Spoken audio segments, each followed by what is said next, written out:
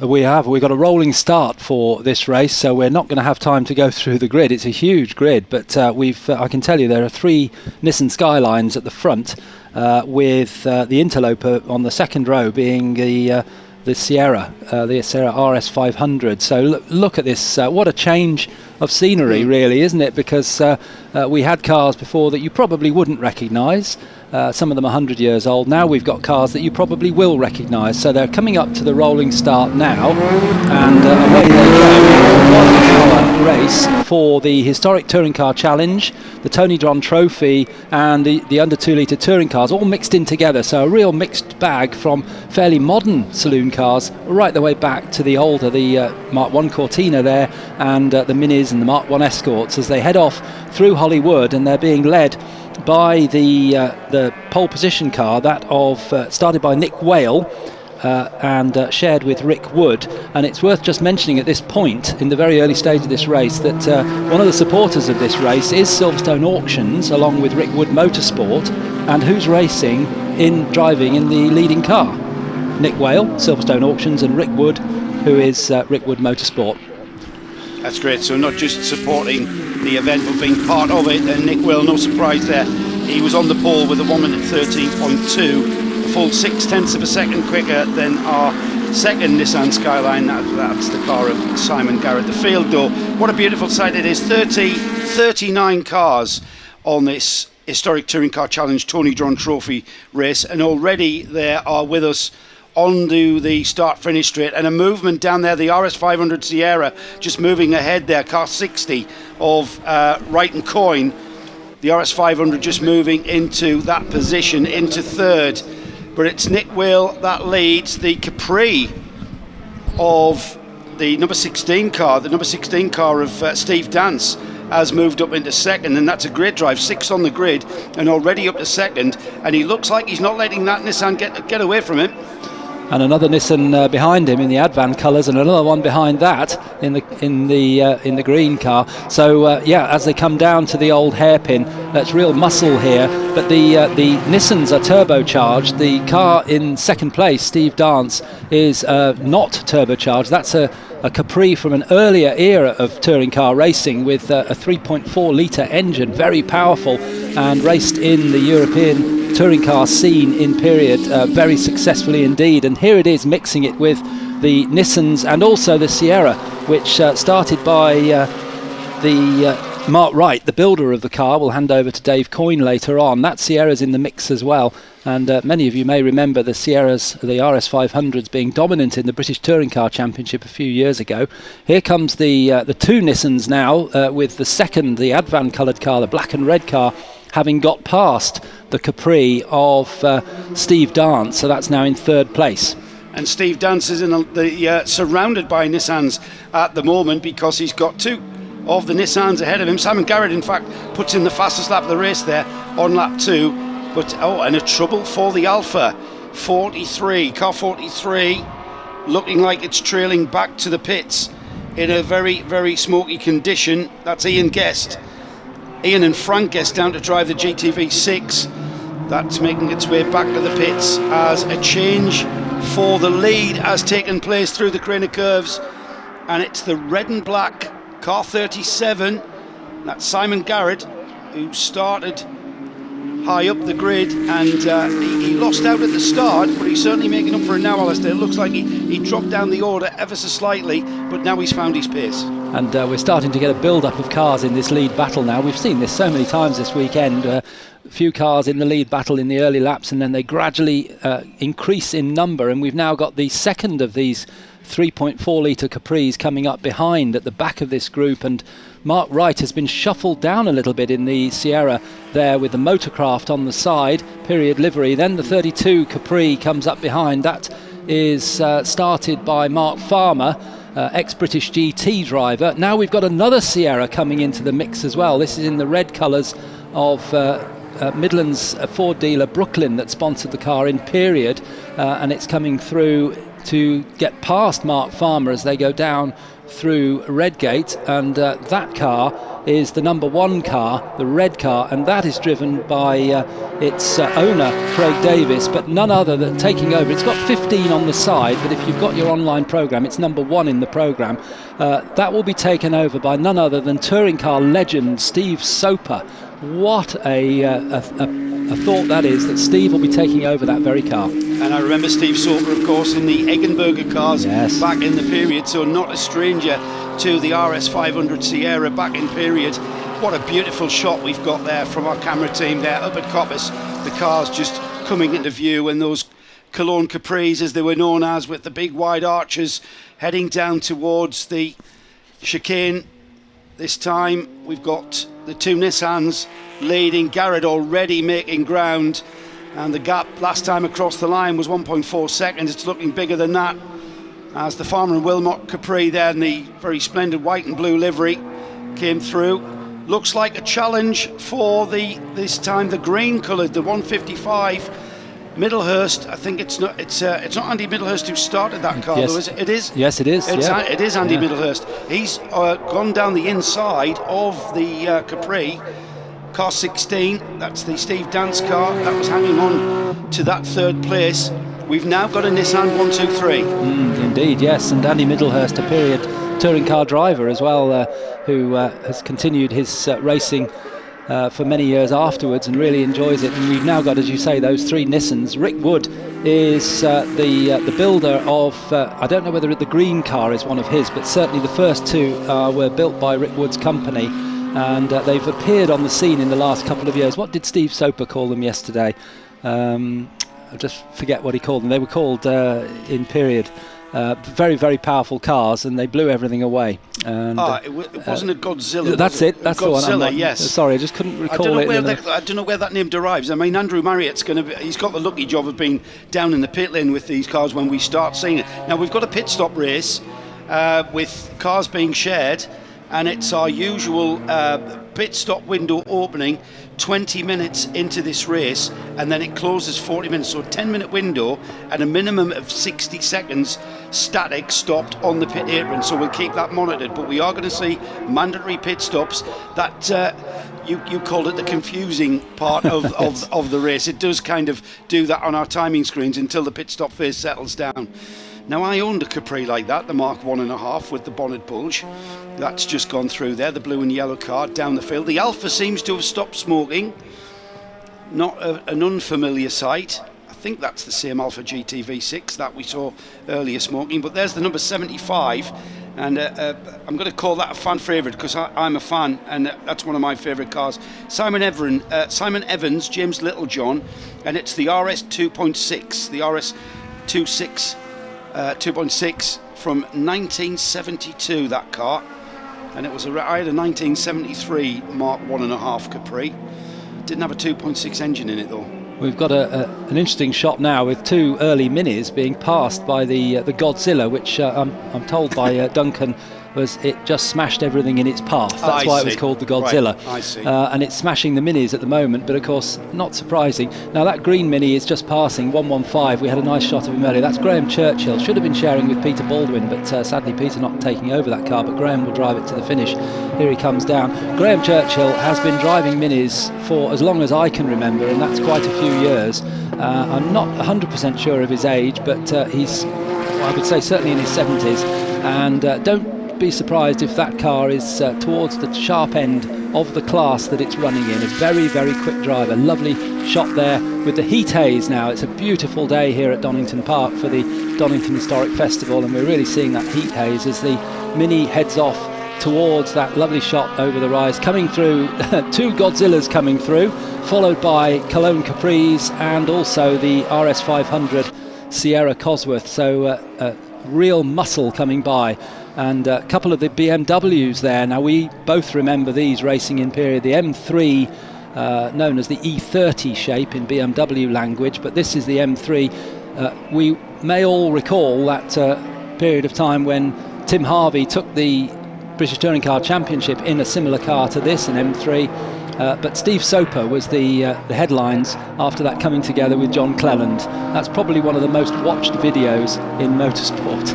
Absolutely, and behind the M3 is the number 55, which is in the which is the Frederick Wakeman.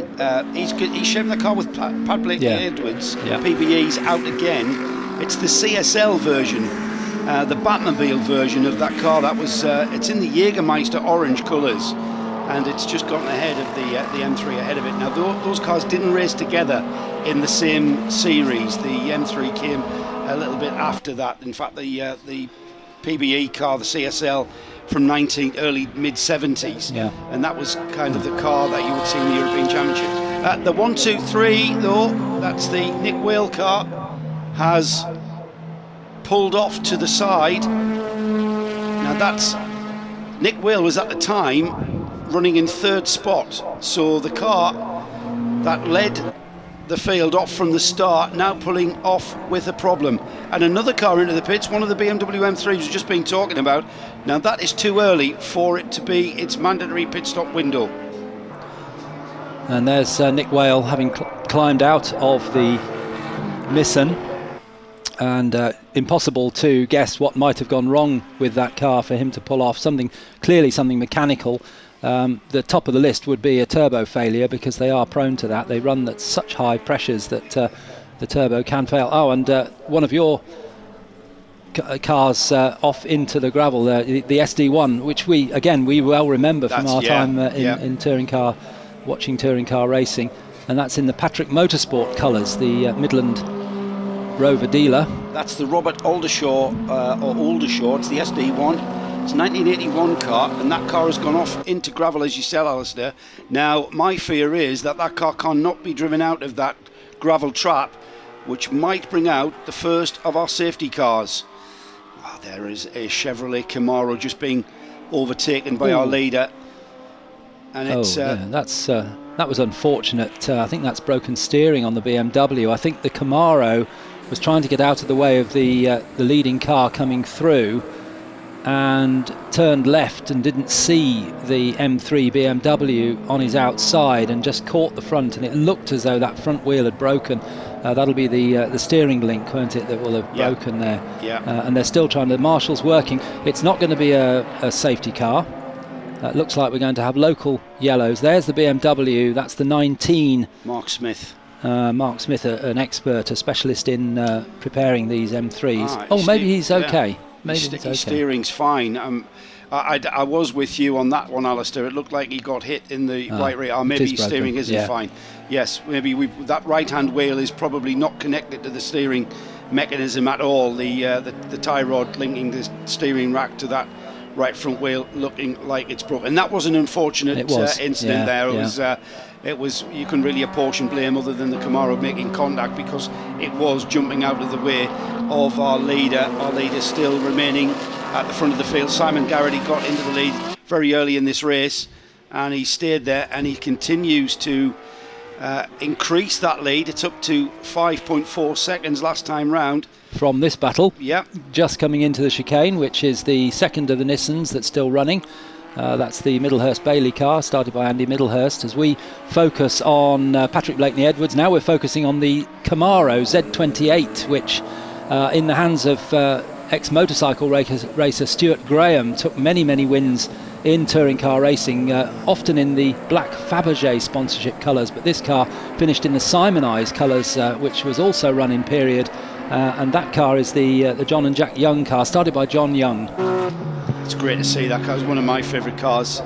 Certainly around about the early to mid 70s we saw that Camaro, which I think started production in 1970. That model of Camaro with the very distinct front end to that car. We see the number 123 Nissan out of the way and tucked away out of harm's way. It's not going to cause us a problem, and hopefully, I hope you're right, we're dealing with that car off at Redgate, the Rover still being dragged out of the gravel, so we're under local yellow flags there at Redgate, and that has taken away potential passing place for our competitors. We are about a minute away from quarter distance, coming up to 15 minutes. So great job once again by our marshals as the leader goes through the site of that recovered Rover and continues on his way. I just love this period of the RS500, the Nissan Skyline, flames belching from the exhaust, commonplace, and we really are lucky to be able to see this here at the Donington Historic Festival. It's fabulous to see these cars. The Nissans have really come to the historic racing scene in the last year or two. Obviously last year we pretty much lost the year, but they started appearing. The first one built by Rick Wood, and for this race we had 3 at the start, which is tremendous to see, and they are very, very powerful indeed as the marshals complete the recovery of the Rover SD1. I did hope that might just turn left and go back onto the track again, as we saw earlier with the race where one of the cars ended up in the gravel, but looks like that's being sent back to the paddock. And we're looking again now at the Z28 Camaro number 6, started by John Young, and that car is running at the moment in 15th place, chasing the more normal looking Mark III Capri. We've seen those what Joe referred to as the Cologne Capri, which we've got there on camera. And now we've got a battle. This is a battle for second place, because Craig Davis in the Brooklyn Sierra RS500 almost got through on the inside of the Andy Middlehurst Skyline, and don't forget that, and there's another one that's taking to the grass a little bit. Don't forget that number 15, as it's showing on the screen, but number 1 is the actual race number of that car. That you can see it's been crossed out now. It has got some very thin electrician's tape across the 5. Yeah, I did point out to the officials this morning that car was running with the wrong number on it, but that's fine. That was its period number when it raced, so that's fine. But that will be taken over by Steve Soper. Yeah, bit of royalty, bit of motorsport royalty. We've got another member of motorsport royalty in this field.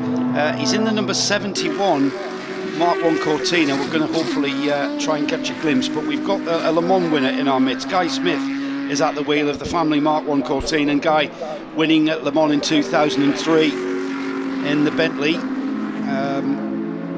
and of course Guy synonymous with sports car endurance racing for a lot of years. A few Mark 1s going through there, and there's the red and gold Alan Mann liveried car. I believe that's an Alan Mann car, am I right? It is indeed, yes. It's a very rare car. It's we won't dwell too long on this because it's a bit of Anorak history, but it was a car which has got a very special engine in it, only used in this one, the FIA engine. There's Guy Smith. There's Guy Smith. Let's talk about Guy Smith, winner of Le Mans in the Bentley Speed 8 in 2003, and that's a car he was down to share with his dad, but choosing not to. And if I was Guy's dad, I'd leave it up to him as well, because he is a very fine driver. We've got some motorsport royalty certainly here with us, in the form of Steve Soper and the likes of Tim Harvey, who'll be out later.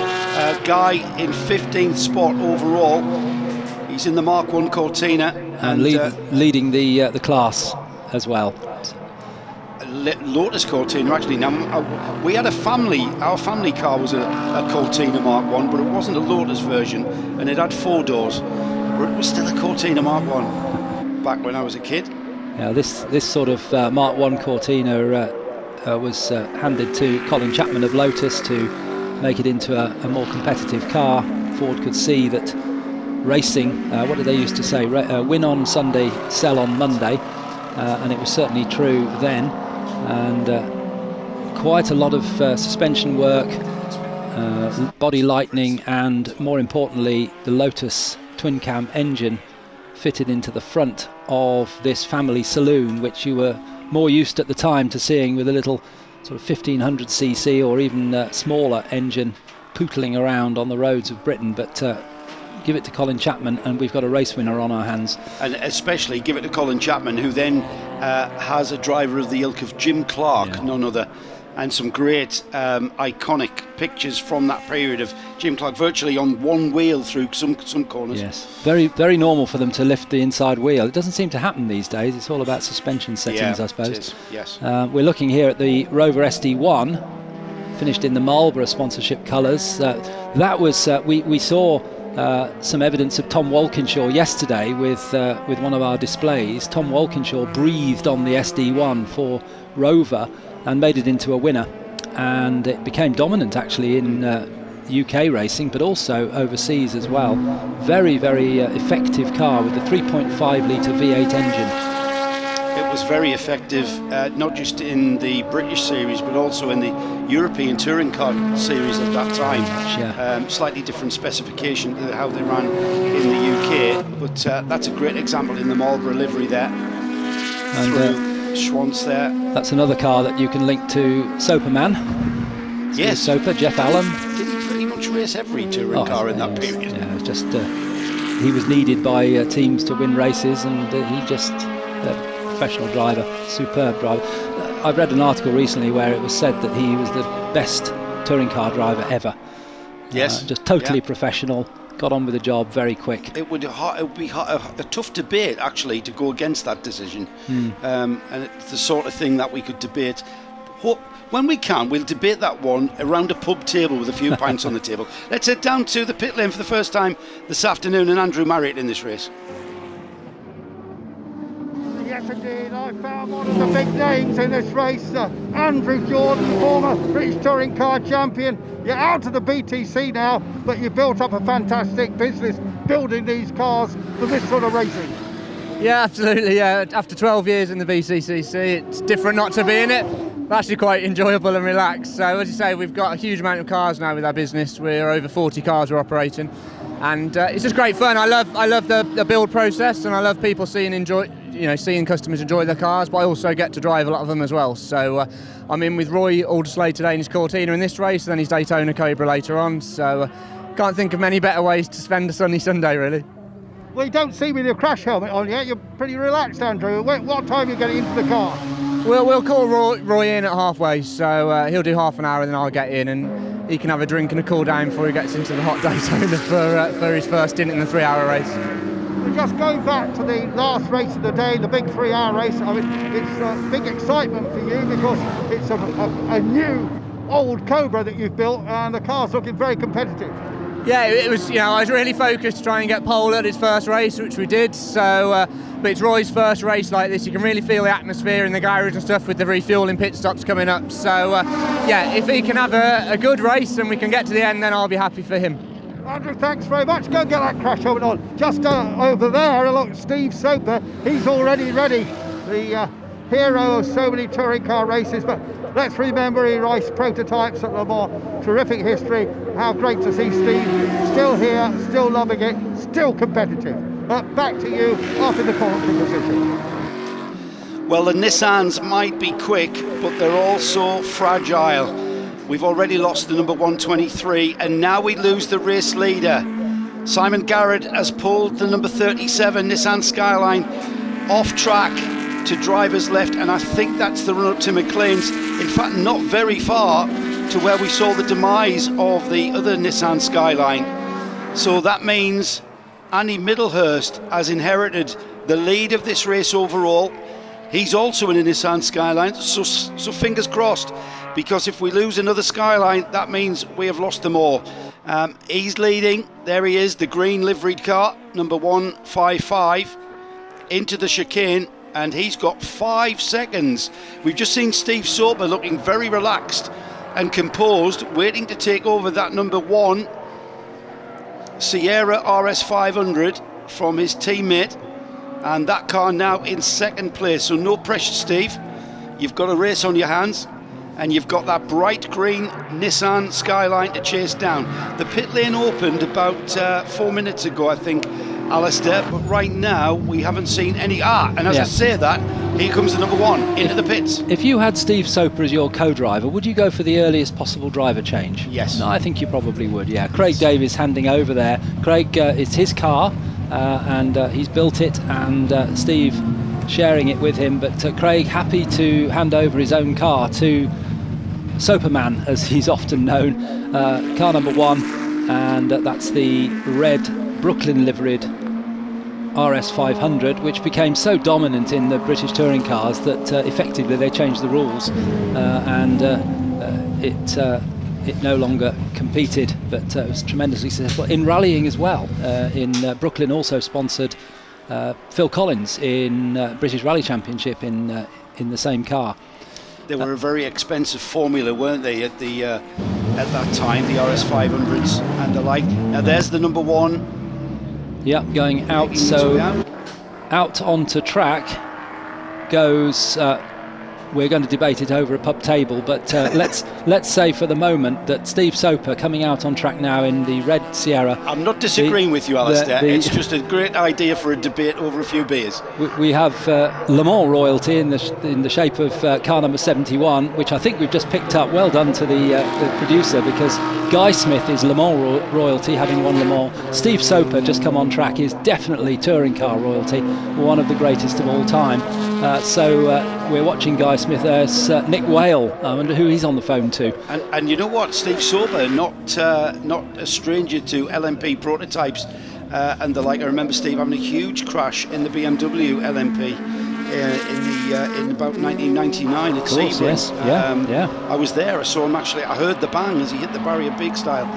But Guy Smith in that Lotus Cortina, car 71, and there's another example of the Ford Mark behind it, the Escort Mark II. And that finished as a copy of the Klaus Ludwig car in period, and that's David Tomlin in that Escort. But we've got the pit lane now. We've got a BMW in trouble. Is that the one that had the steering issue, perhaps? No, I think that was an earlier one into the pits. That was an earlier one, yes. So we've got plenty of pit callers now. There's a Sierra. Paul Mensley's come in. That's newly built for this weekend, that black Sierra. Paul Mensley just literally out of the workshop. Example of a Mark I Escort there as a BMW M3, a dominant car in period, the car number 61 of Tom Holbrook driving solo. There's our leader, number 155, passing our earlier leader, which is now retired, similar car. And this one now, the 155 car, Andy Middlehurst, hasn't been in the pits, so still Andy Middlehurst at the wheel, as we look at the Broadspeed copy car of Mark Farmer and Adrian Wilmot. That was started, I think, by the owner Mark Farmer, Adrian Wilmot taken over. I think built and prepared by Mike Jordan's operation. We spoke to Andrew a few minutes ago. Mike at the front of the car there, former British Touring Car winner. And British GT champion as well. British GT champion, of course, yeah. He's controlling things down there for that, what looks like, again, it's the Donington Historic Festival time machine. We've gone back in time. Some issues here getting Adrian Wilmot into the car. That's going to cost them, isn't it? It is. Even the minute goes very quickly. I wonder whether he sat on one of the seat belts laps. Yeah. It's quite common. Can't get it out. Then you have to get out of the car to do that.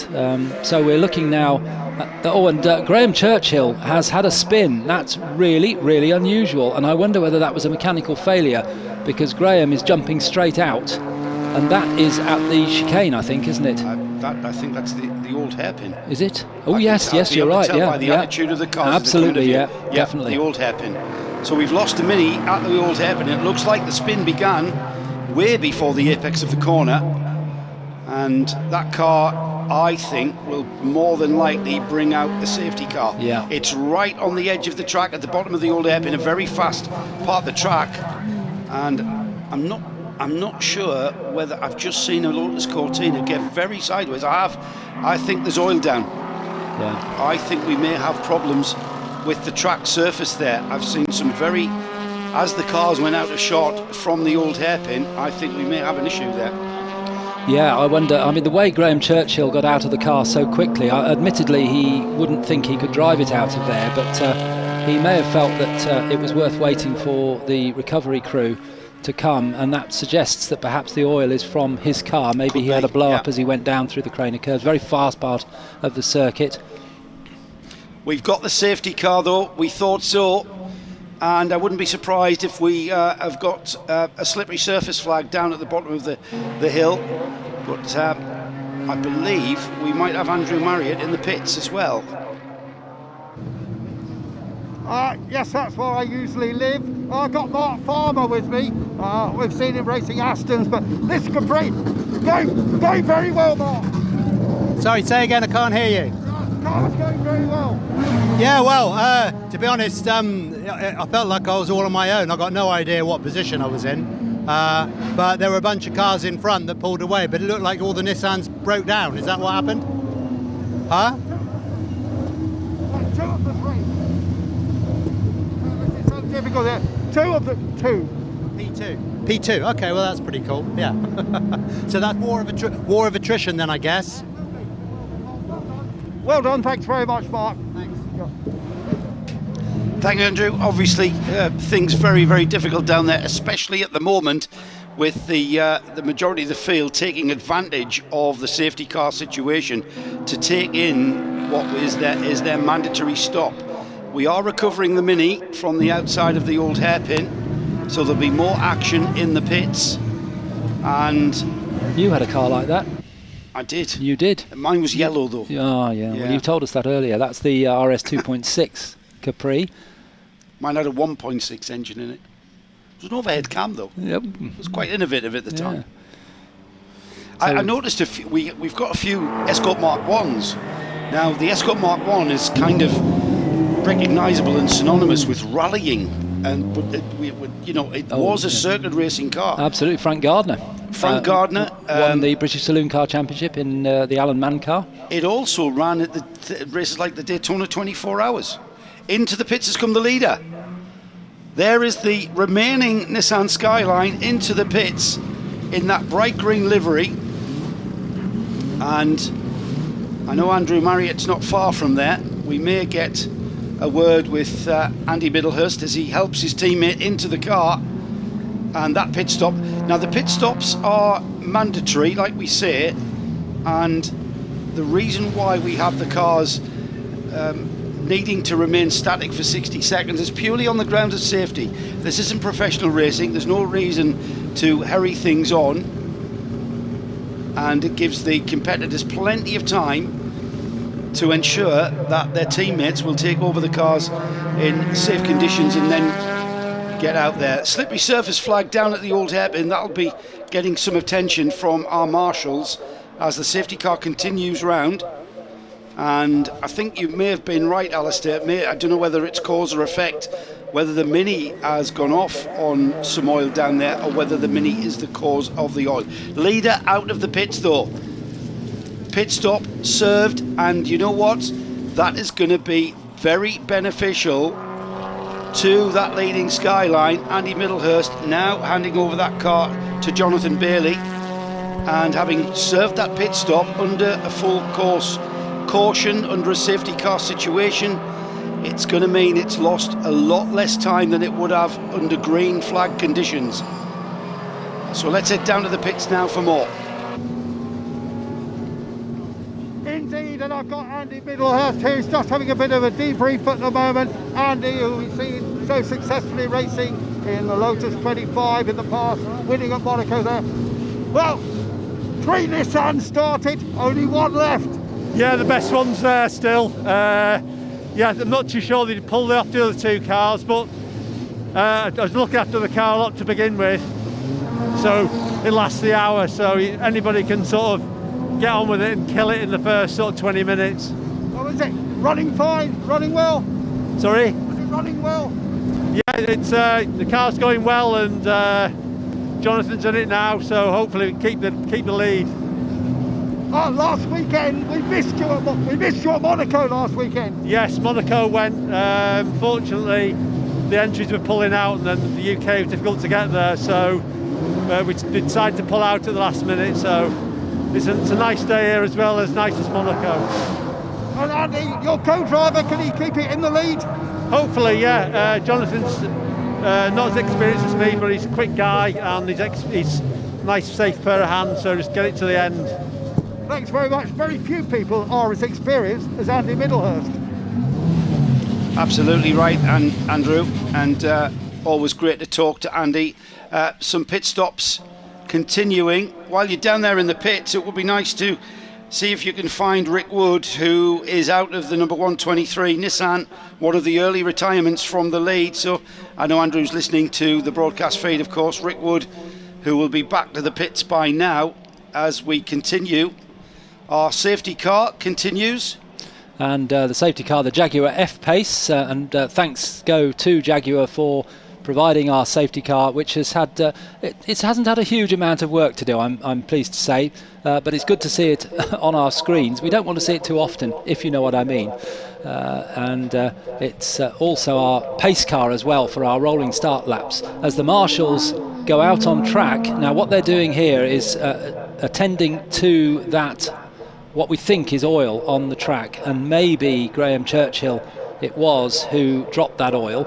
And that's why, being the hugely experienced Mini driver he is, he jumped straight out of the car because he knew it was his car that had that engine failure. As we look at the David Tomlin Mark II Escort, we were talking earlier, you brought in the Mark I Escort. Certainly, yes, that was very successful in rallying. The Mark II similarly, and if you go to any club rally these days, this Mark II Escort particularly, you'll see half the entry is still Mark IIs, and they stopped making them 30 years ago.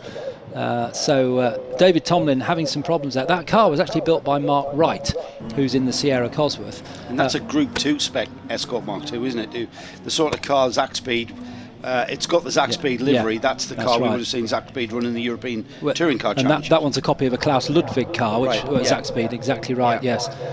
You can see now the super absorbent material that the marshals have put down on what we can now see is a very substantial oil slick, and I would suggest that that was Graeme Churchill's engine launching itself on the very fast approach to the old hairpin. And of course in the Mini, engine and gearbox in the same unit, so when the gearbox launches itself, the engine, we lose all the engine oil as well. Everything goes, yes, that's right.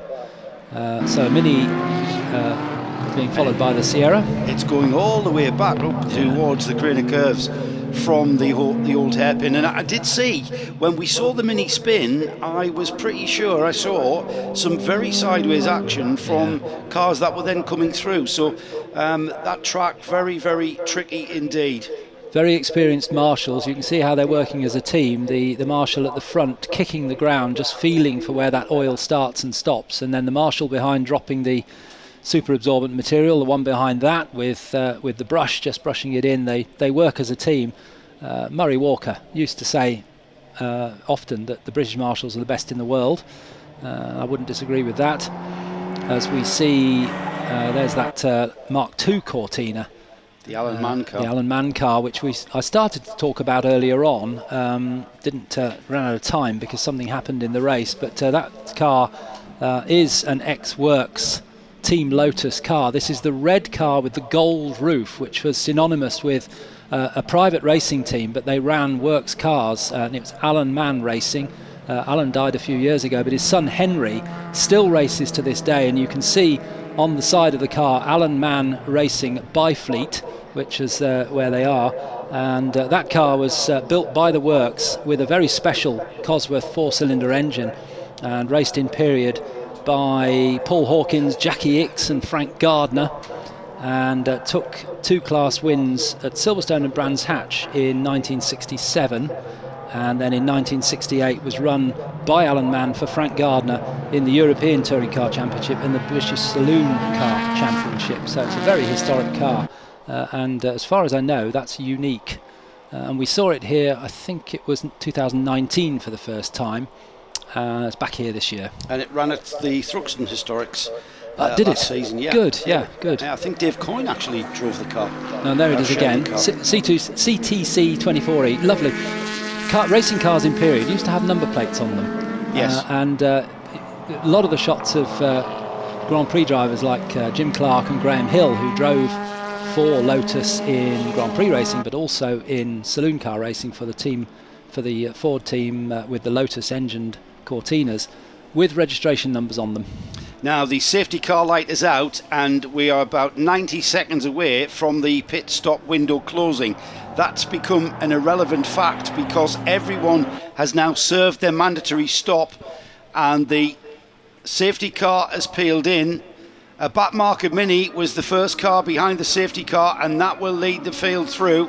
We'll get a better chance to see where we are in the race though, Alistair, when these cars stream round. The cars being led around the Donington track here by the blue Mini, but it's soon to be overtaken by Steve Soper, who is now at the wheel of that bright red Shell liveried on the bonnet, Brooklyn livery on the side, and it gets past the Mini. This is the tricky part of the track now. There's oil down, we know that. It's been dressed with that oil absorbent material.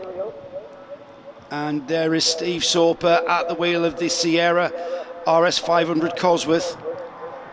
And the rest of the field struggling to get by the Mini, aren't they? It's surprising how long it's taking them to get past the Mini, which is being driven very spiritedly by, I think it'll be Rupert now, Rupert Death in the 82 car, and he's just been passed by one of the Capris, but still others to go past.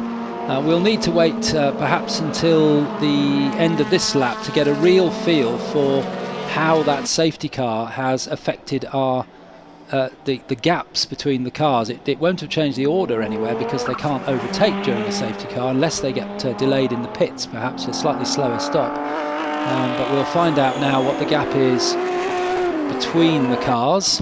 We're expecting Andy Middlehurst to continue at the front of the field. However, he's buried in the pack. It's Jonathan Bailey taking over now. Jonathan Bailey, of course, yeah. Andy Middlehurst, remember, speaking to Andrew now, having handed that car over. Now, what the Bailey Nissan being sort of held up somewhat in the pack will do is that's going to allow Steve Soper some time. But if Soper is second, he's almost a lap. He's kind of the length of the field ahead of the Nissan and almost a lap down, if that does indeed make sense. We're looking for the green Nissan back in the pack somewhere. We haven't spotted that yet, but as I say, we should get a feel for how it's shaken out at the end of this lap. But great shots. There's so many good camera shots here around at Donington. It's such a picturesque circuit, and the positioning of the cameras low down like this is great. There's Patrick Blakeney-Edwards coming through in Fred Wakeman's BMW, and now we see the leading Nissan. So as you suggested, although he's in the pack, he's got 3/4 of a lap on second place now, and it's just the way it falls with the safety car. Unfortunately, it held back some of the other cars. As well as that, we don't have a wave round rule where we find the leader in national UK motorsport. Add into that the factor that Andy Middlehurst brought in that number 155 Nissan into the pits under a safety car period, so it cost him less time to be static in the pits. He's now handed that car over to Jonathan Bailey, and Jonathan Bailey is now just carefully picking his way through the field. We've got 3 Capris, a trio of Capris, trying to get through the old hairpin almost together. They sort themselves out. It's the number 32, Adrian Wilmot and Mark Farmer, GA Capri, 1975. That's the one with the Group 2 bodywork, the Cologne arches, the Cologne body style. And there's the Mark 3 Capri, car 70, which is the Marcus Jewell, Ben Klukas car from 1980. That's more of a Group A kind of, almost a Group 1, I think, was the regulation at the time. Off has gone. That's not Steve Soper.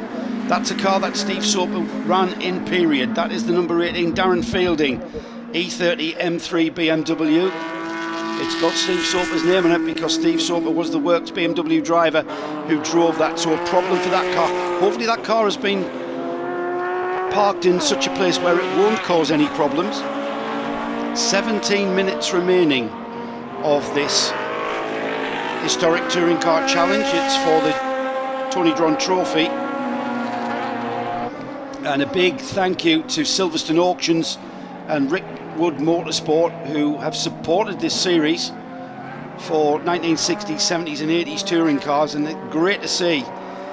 I mean, I remember seeing a European touring car around here in 1981 with BMW 635 CSLs and the Group 2 Rovers and the like. And Donington Park hasn't really changed that much, a little bit reprofiling at the chicane, but fundamentally the same circuit that we're seeing today. Very much so, yes. It's some of the, as you say, some of the corners slightly reprofiled, but looking as beautiful as ever.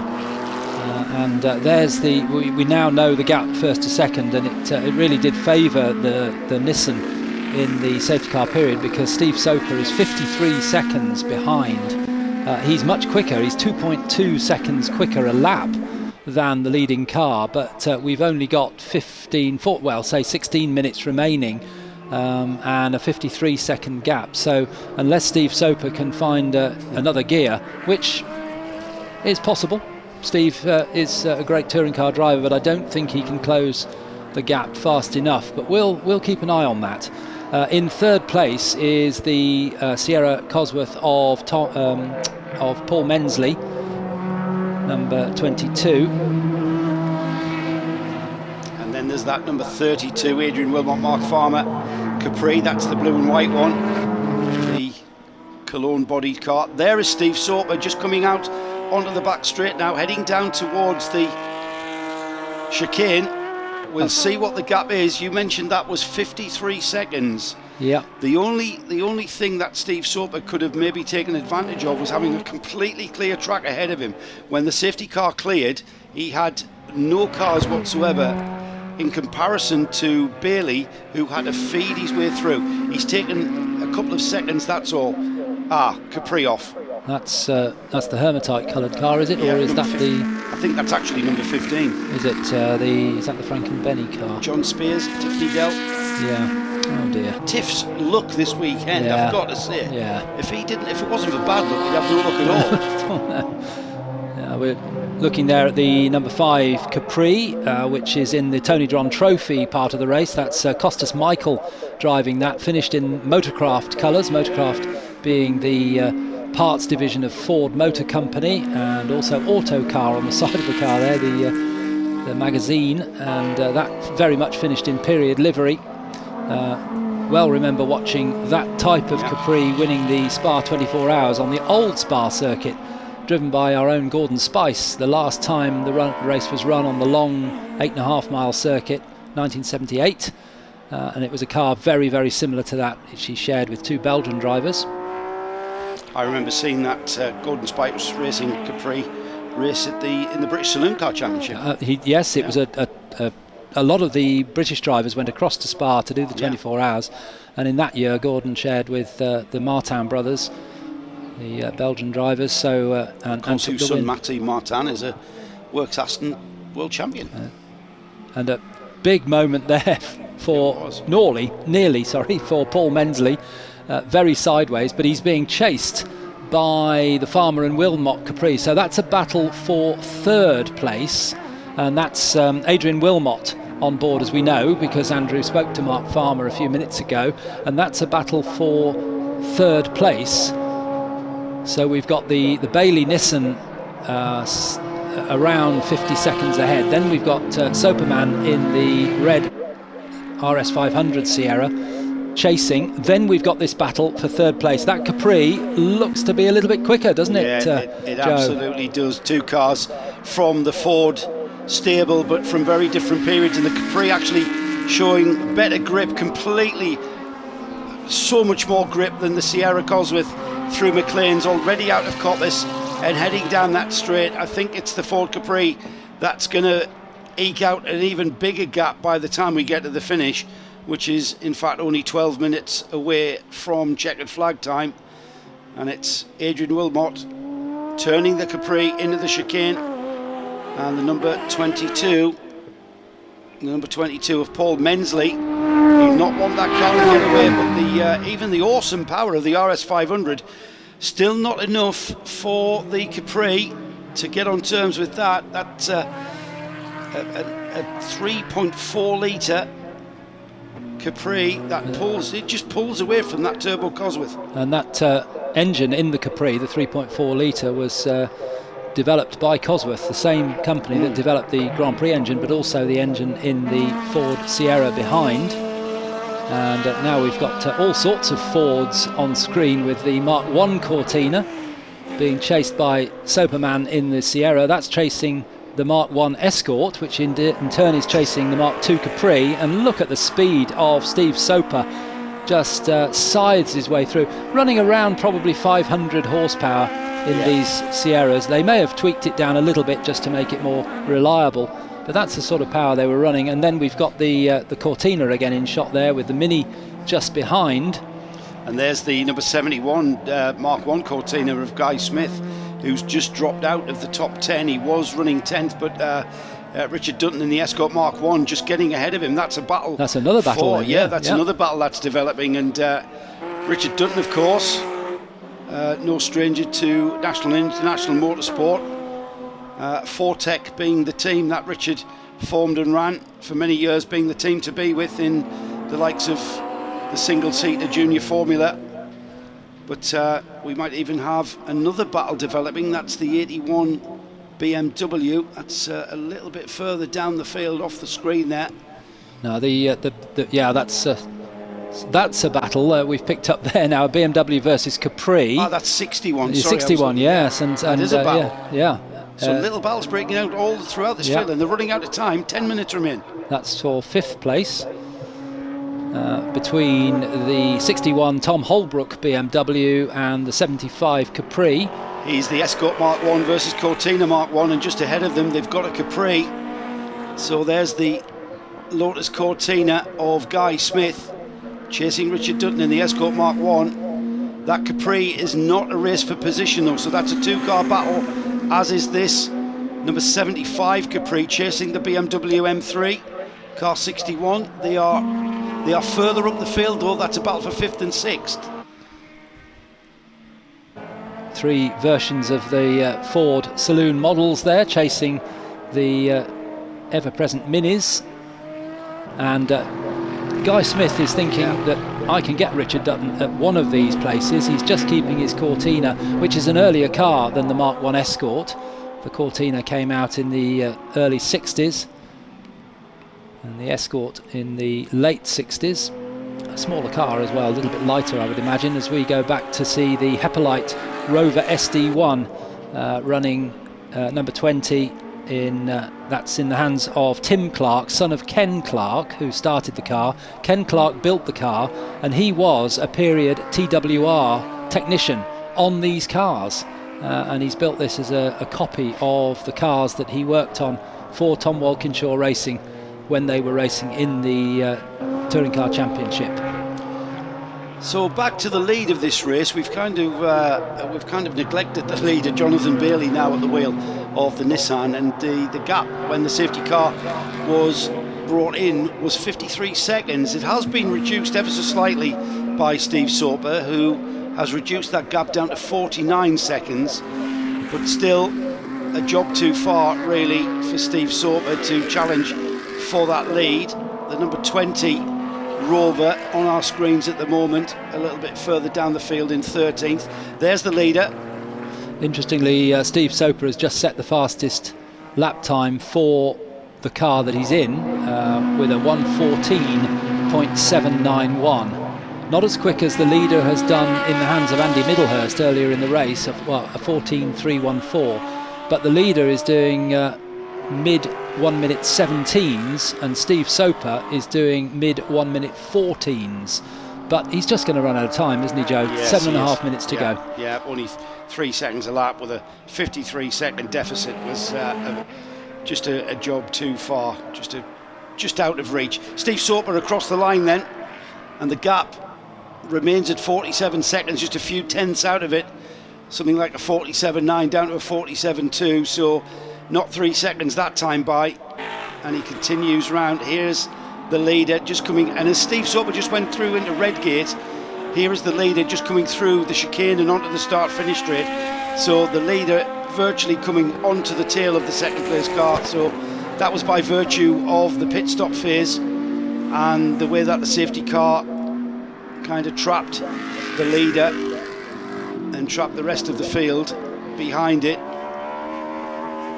Those battles going on down the field. We've still got the Guy Smith and Richard Dutton race for 10th spot. Guy Smith has gotten by Richard Dutton. And he's in the number 71 Lotus Cortina, the white coloured Cortina, having gotten by the number 3 Mark 1 Escort. And thanks to the TV producer for giving us the long shot of that BMW, which we've moved to the battle you were just talking about now. The BMW of Patrick Blakeney Edwards. But back to Richard Dutton versus Guy Smith. Oh, now we're with the 32 started by Mark Farmer, now run by Adrian Wilmot. That is running in 3rd place, some way behind Steve Soper, but that's in a reasonably close battle with the very fast Paul Mensley in the Sierra Cosworth coming up from behind, which is 7.5 seconds down on this Capri.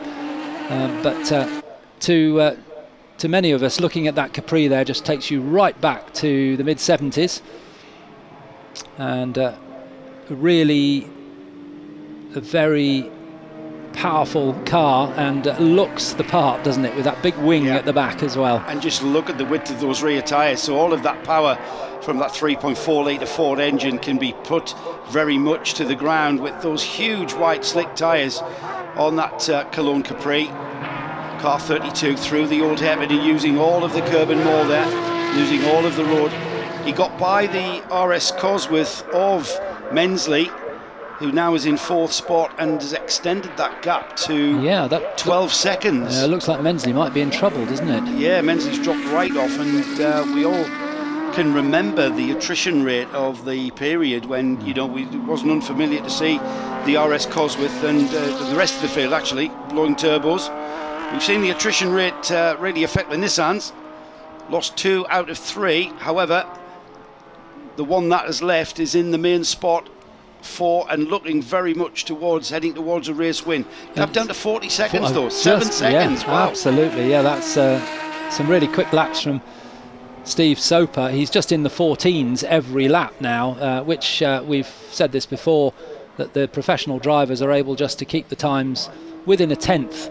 They know precisely what they're doing, and that's what Steve Soper. There's Steve Soper now coming through the old hairpin. I think. Yeah. That's McLean's up to Capris. Yeah, that's right. Yes, just it's a close shot. Difficult to spot exactly where they are, but there's the other of the Sierra Cosworth still running in the hands of Paul Mensley, number 22. That's in 4th place, and going past that Alfa Romeo, finished in period colours, and chasing the Rover Vitesse, as we see the Cortina locking a wheel, and a lot of understeer there from the Mark 1 Cortina. That's Mark Martin, and chased by the slightly later Mark 2 Cortina. That's a battle. The 79 Mark 1 is being chased down by the number 80 Mark 2. So that is a battle on screen there through McLean's and the Mark 2, the Alan Mann livery car, with John Miles and Adrian Miles at the wheel. I think it was solo with Adrian. He's gone through. Yeah. He's gone through. He's gone down the inside of the Mark 1. There's the 2 versions of the Ford Cortina there. The earlier version, the white coloured car, the Mark 1 Cortina, the red and gold Mark 2 version. Both very, very well-used cars in motorsport in that mid-60s to early 70s. And the engine in the red and gold car, a completely different, it was a Cosworth developed engine. It was effectively half of the Grand Prix engine, the DFV as it was known. That car has got the original block that it went through life with. That's right, that red and gold car is so historic, really and so original, as you exactly rightly say. I mean, all right, the block's the engine's been rebuilt. I'm not saying it's got a 1966 engine or whatever. It's been rebuilt, but the actual block is the original block that car began life with. Fabulous. 2 minutes to go, so we're very, very close to seeing our pit lane marshal ready the checkered flag, unfurling it in a couple of minutes, and the checkered flag marshal will be looking for that bright green Nissan. And it's Andrew Jordan in the number 17 Mark 1 Cortina, just ahead of this Rover that we're following. Andrew Jordan, 2013 British Touring Car champion, running now Jordan Racing Team with his dad Mike. He'll be happy with that. He'll be able to say he's beaten Guy Smith in the same car, because he's just ahead of him on the road now. The 17 is in 9th spot, and he's got a 9-second gap between himself and Guy Smith, who's now in a very solid top 10. And we're following the 3rd placed car of Adrian Wilmot, the number 32 Capri, which is ahead comfortably ahead now of the Mensley Sierra, which was quite close earlier on, but I suspect Mensley has slowed towards the end of the race just to preserve the car. And here's our leader, number 155. Now he is into McLean's there and up to Capris, and with 50 seconds right there, he's into Capris at 50 seconds. He's going to cross the line before the checkered flag. Yeah. So I would suggest this is the penultimate lap. Agreed. For our leader, heading down towards the chicane now for the penultimate time. And he might just be starting to get a little interested in the rearview mirror, because Soperman is now only 35 seconds behind him. Incredible. So just to give you a bearing, as the leader comes through on the start-finish straight, Steve Soper just heading up the hill towards Capris Corner. That's the visual gap there as the leader goes into Redgate. Steve Soper already halfway down the straight, is he? That's the. There he is. There just he coming is. through Yeah. Capris now. Just coming out of Capris. Yeah. So that's the gap. That's a cracking drive from Steve Soper. You wouldn't expect anything less, really, would you? And who would have thought what might have happened if we didn't have that safety car period? Yeah.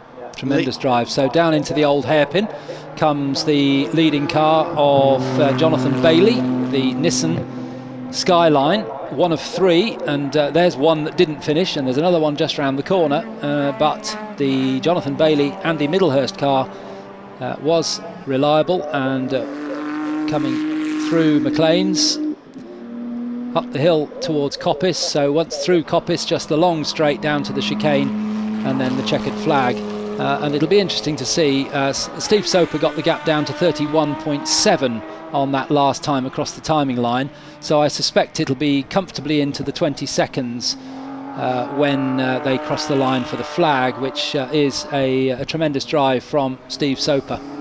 So Nissan started at the front of this field and commanded the lead, but it wasn't the Nissan we're seeing now taking the win. A great drive there from both Andy Middlehurst and Jonathan Bailey to bring that bright green liveried Skyline. We look back down the shot to see second place car of Steve Soper.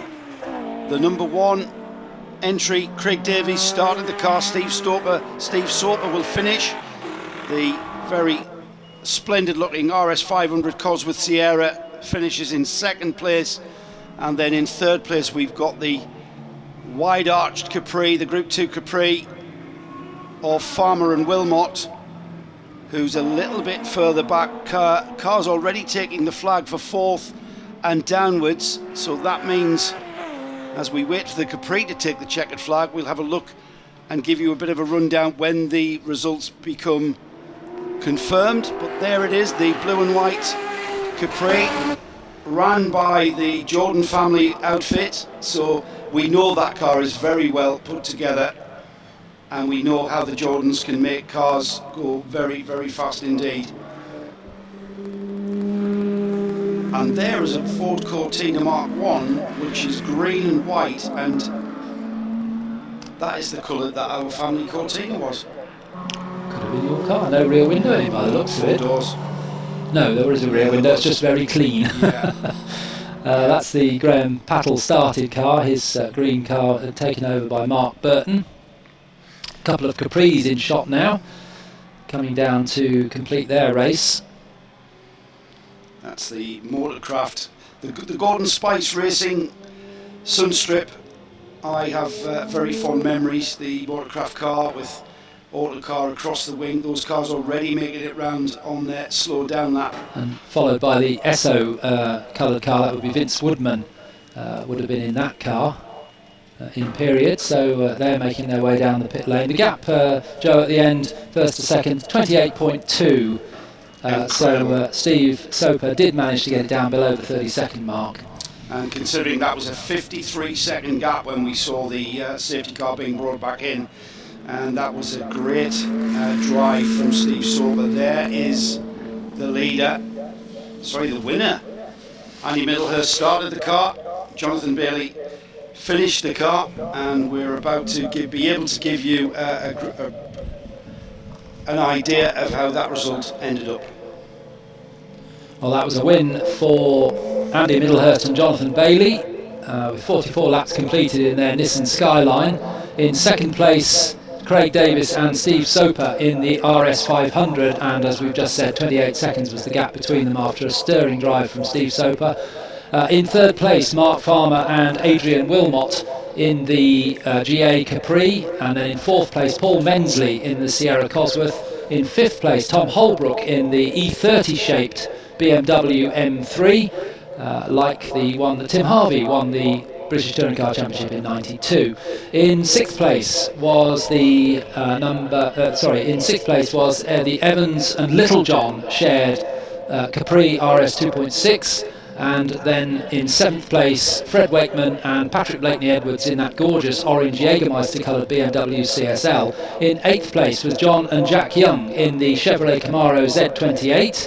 And in ninth place, Roy Alderslade and Andrew Jordan in the first of the Lotus Cortinas. Andrew Jordan, 2013 British Touring Car Champion. Then Guy Smith in 10th place in another Lotus Cortina. Guy, of course, the winner of Le Mans in 2003. Then it's Richard Dutton in 11th place in the Ford Escort Mark 1, just ahead of Ken Clark and Tim Clark in the Rover Vitesse in 12th place. In 13th place it was Jewel and Klukas in the Ford Capri. In 14th place Christopher and Michael in their Ford Capri, and to complete the trio of Capris it was the Pochol Hansen car in 15th place. In 16th, back to the Rovers again for the Rover 3.5 or Vitesse, the Sleep Montgomery car, and then in 17th place Adrian Miles in the Cortina Mark II, that car we were following for part of that race, the red and gold car. Then a Mark Martin in 18th place in the Lotus Cortina, 19th James Slaughter in the left-hand drive Capri Mark III, and in 20th place the Pattle and Burton green and white Lotus Cortina, like the family Bradley car. And in 21st place it was Diath and Deeth in the Austin Mini Cooper S, and then Paul Clayson in 22nd place in that Alfa Romeo GTV6 that we saw having some problems early on with smoking.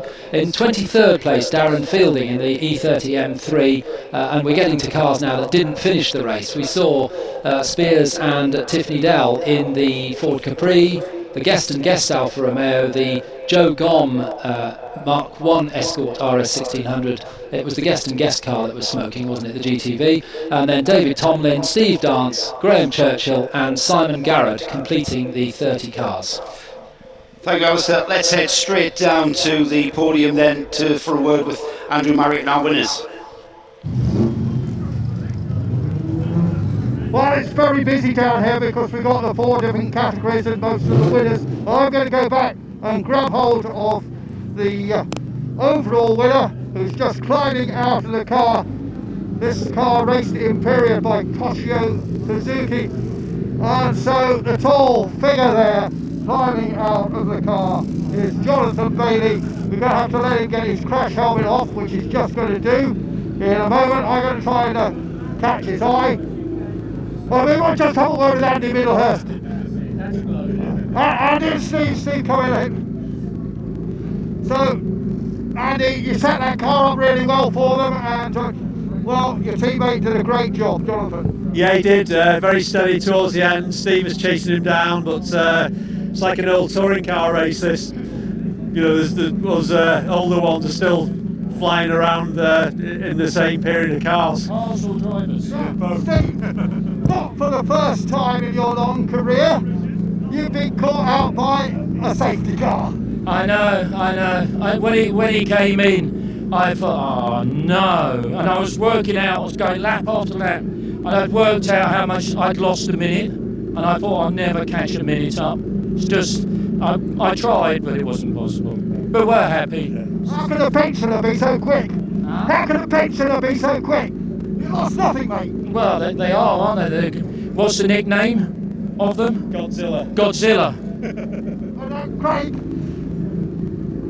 you did a great job there. A lot of pressure on you. It was a great race, though. Yeah, he's quite demanding, telling me what I've got to do, as you can imagine. But great, you know, I was lucky because the stint I was in, there was a lot of action going on, so it was great fun, close racing, and brilliant. Legends as usual. They put a great show on here, so I'm glad we done it. You hear that? Steve Soper's quite demanding. Yeah, I don't know what he means. I think he means over the coffee or the food, not in the car. We've got but the winner, well, Andy Millhurst, co-driver, has disappeared. Oh, we've got so many different people here. I don't think we've really got any time. Let's just go and have a quick word with former Le Mans winner Guy Smith. Richard Dutton's here. Oh, here's some famous names. Look, Guy, how did you enjoy that?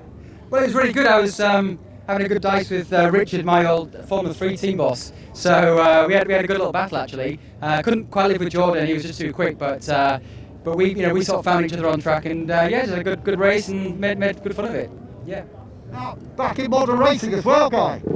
Yeah, doing a little bit with United in the United Autosports team in America, which is good fun. And those cars are great to drive, but it's always great to get back in one of these historic cars and really got to drive them and heel and toe and all the rest of it. They're really good fun. And Richard Dutton, now, are you a racing driver or a team owner?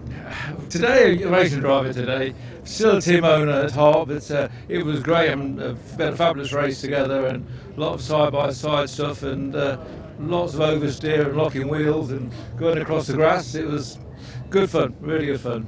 Racing with a Le Mans winner, that can't be bad. No, it's great to be able to keep up with him. And I never thought I would be able to, especially back in the 90s when he was racing Formula 3 with Montoya. So no, it was really good fun, really good. Yeah, it was a lot of good fun. It certainly was, Andrew. Andrew, we're going to stay with Andrew in a way. We've got a little insert to tell you about. Andrew caught up with Ollie Cable from Pursuit Racing earlier today. Well, I'm with Ollie Cable here of Pursuit Racing, the newest historic team, I suppose.